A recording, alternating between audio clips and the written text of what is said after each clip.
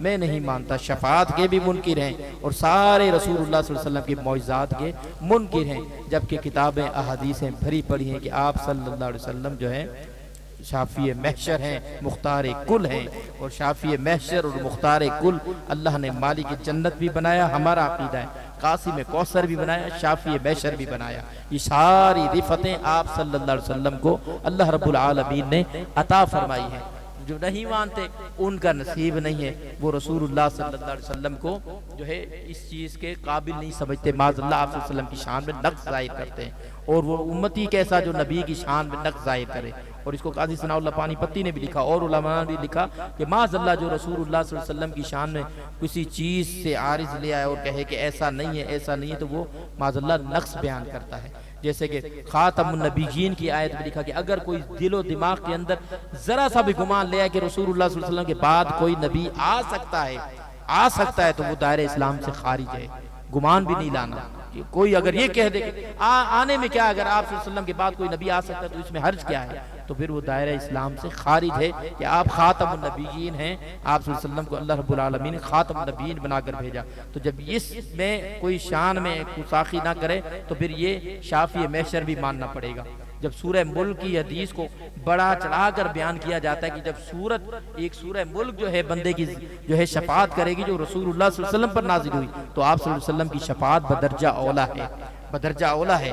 جب آپ کے ادنا کی یہ شان ہے تو پھر محبوب کی کیا شان ہوگی۔ تو آپ صلی اللہ علیہ وسلم کی شفاعت پر حق ہے، اور ہمارا یہ عقیدہ ہے، ہم آپ صلی اللہ علیہ وسلم کو شافی محشر مانتے ہیں، آپ صلی اللہ علیہ وسلم شفاعت کرنے والے ہیں۔ اللہ جل مجدہ ہمیں آپ صلی اللہ علیہ وسلم کا سچا پکا عاشق رسول بنائے۔ جو وقت دیا تھا الحمدللہ وقت پورا ہو گیا، محفل جاری و ساری رہے گی۔ اللہ تعالیٰ اس محفل کا انعقاد کرنے والوں کو دام درہم قدم سخن جو ہے ان کو نیکی عطا فرمائے۔ جس طرح ہم میلاد النبی مناتے ہیں، حضرت نے کہا کہ تھوڑا سا 5 منٹ اور، تو میں تھوڑا سا اصلاح کے حوالے سے بھی میری عادت ہے کہ جہاں بھی میں کرتا ہوں بیان تو مختلف موضوع اصلاح بھی کرتا ہوں، تھوڑی سی ساتھ میں اصلاحی بیان بھی ہو جاتا ہے۔ اصلاح کے حوالے سے آپ نماز پڑھیں، ہماری نوجوان نسل جو ہے وہ نماز بھی نہیں پڑھتی، والدین کی نافرمان بھی ہے۔ جب نماز یہ نوجوان بچے پڑھیں گے تو ان کے چہروں پر نور آئیں گے۔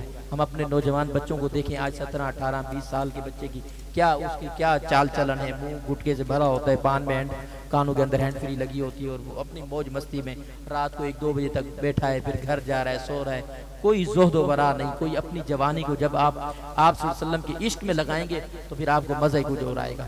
یا عامر بھائی کو دیکھنے، نوجوان لڑکا ہے، اللہ پاک جب بدنی راستے میں لگائے تو اللہ پاک نے دل میں نور اتار دے دیا۔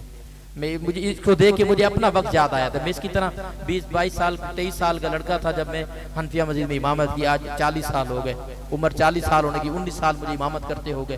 جب میں زمانہ طالب علم میں پڑھتا تھا اور پہلی مسجد بولنا بھی نہیں آتا تھا، تو یہ سب دعوت اسلامی کی برکتیں ہیں، مدنی ماحول کی برکتیں ہیں، اللہ کے ولیوں کی برکتیں ہیں۔ جب نیکوں کے ساتھ لگ جاؤ گے تو پھر نیک ہی بن جاؤ گے۔ جب بنی اسرائیل کا ایک کتا نیکوں کے ساتھ مل گیا، قلب باسط ذراعی بالوسید، کہ وہ جب کروٹیں بدلتے ہیں تو کتا بھی کروٹ بدلتا ہے۔ جب کتے کو انہوں نے بھگانا چاہا تو کتے کو اللہ نے زبان بھی عطا کر دی، اس نے کہا میں بھونکنے والوں میں سے نہیں ہوں جو اللہ والوں پر بھونکتے ہیں، بھونکنے والوں میں سے نہیں ہوں، میں تو اللہ والوں کے در کی نگہبانی کرنے والا ہوں۔ جب اللہ والوں کے بن جاؤ گے، اللہ والوں کے در کے سگ بن جاؤ گے، سگے اختار بن جاؤ گے، اللہ کے ولی کے مقرب بندے بن جاؤ گے، چاہنے والے بن جاؤ گے، تمہارے دل میں نور کی کرنیں اٹھ جائیں گی، تمہیں 5 وقت کی نماز بھی نصیب ہوگی اور تہجد بھی نصیب ہوگا۔ جہاں تک میری بہن بیٹیوں نے ادھر جو گھر ہیں ان میں انہوں نے آواز سنی، وہ بھی نماز کی پابندی کریں۔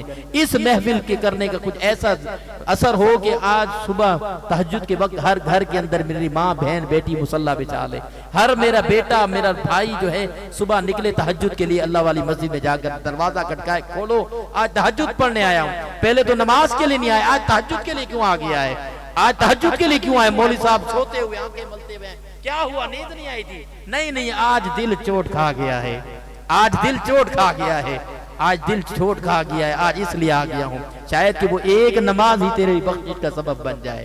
ایک نماز ہی بخشش. اب تم کہو کہ رسول اللہ کی شفاعت کی بات کی, ہم تو اب شفاعت سے بخشے جائیں گے, تو شفاعت والے منہ بھی بناؤ, شفاعت والے دل بھی بناؤ. سرکار کی بارگاہ میں کیسے جاؤ گے؟ نماز زندگی بھر نہ پڑی, درود زندگی بھر نہ پڑا, وہاں منہ لٹکا کے کھڑے ہو گے. حاضری تو بناؤ. ایک بچہ پورا سال پڑھنے آتا رہے اسکول میں, نمبر کم آ جائے, استاد کو پتہ یہ پورا سال آتا رہا ہے, محنت بھی کرتا رہا ہے, تو اس کو اس پر شفقت آ جائے گی, کوئی اس کو اضافی نمبر بھی دے دیے جائیں گے.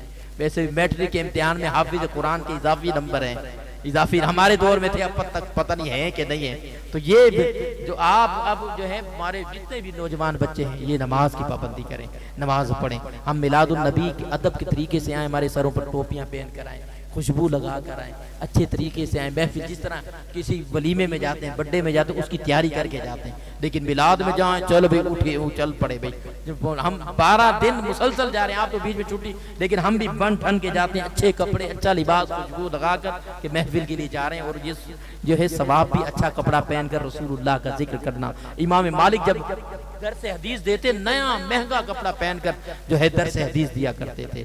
تو نماز کی پابندی رکھنی ہے, والدین کا ادب کرنا ہے. والدین کے نافرمان کے نوافل قبول نہیں ہوتے, امام مالک فرماتے ہیں. میری بہنیں بیٹیاں, اکثر میں بیانات میں بات کرتا ہوں کہ جب ان کو مائیں آوازیں دے کہ بیٹی آ جاؤ, آٹا گوندو, بیٹی کام کر لو, تو ان کو ادھر سے دوسرے کمرے سے یہ آواز نہ دی کرو کہ امی آ رہی ہوں, ابھی میں ایک کام کر رہی ہوں, جو ڈرامہ دیکھ رہی ہوں, یہ کر رہی ہوں. حالانکہ امام مالک فرماتے ہیں اگر نفل نماز بھی پڑھ رہی ہو, والدہ اگر دوسری آواز دے تو نماز توڑ کر والدہ کے پاس آ جاؤ. یہ والدین کا ادب ہے, اور یہ نعمت کبھی ملنے والی نہیں ہے. جب چلی جائے گی تو پھر پچھتاؤ گے, پھر کیا ہوگا. لیکن خوش نصیبوں کو والدین کا ادب ملتا ہے.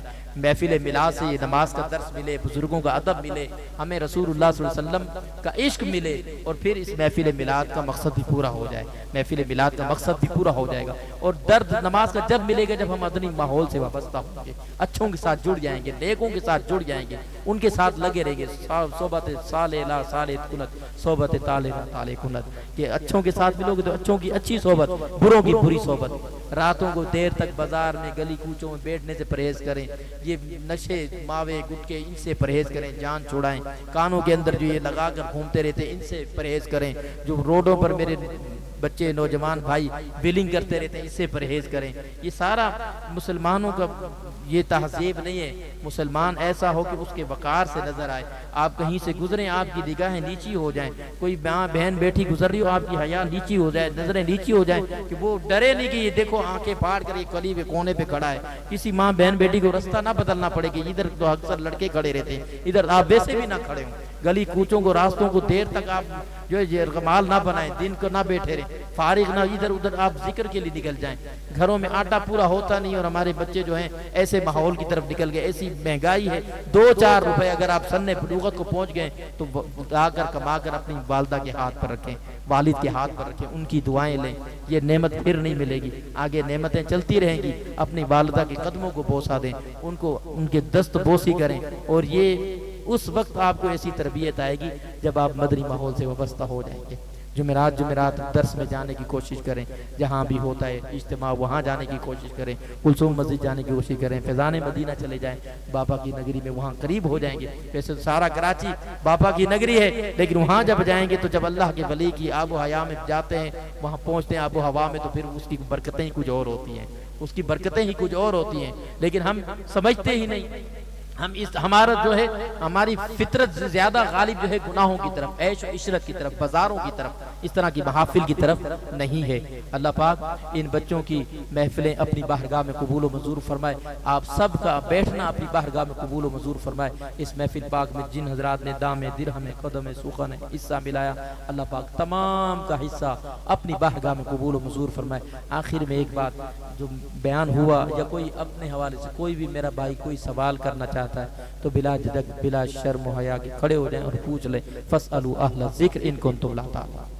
ہو سکتا ہے آپ کو سمجھ نہ آئے ہو, میرے سمجھانے میں کوئی کسر رہے گی تو پھر سمجھا سکتا ہوں, یا کوئی اور سوال اس بیان پر, یا کوئی بات سمجھ نہ آئی ہو, یا کوئی حوالہ مانگتا ہو, یا کوئی بات یہ آپ نے غلط کر دی, تو آپ بلا جھجک کہہ سکتے ہیں. ابھی نہیں تو چلو بعد میں مجھے پکڑ لینا, کہہ لینا, اجازت ہے. وما علینا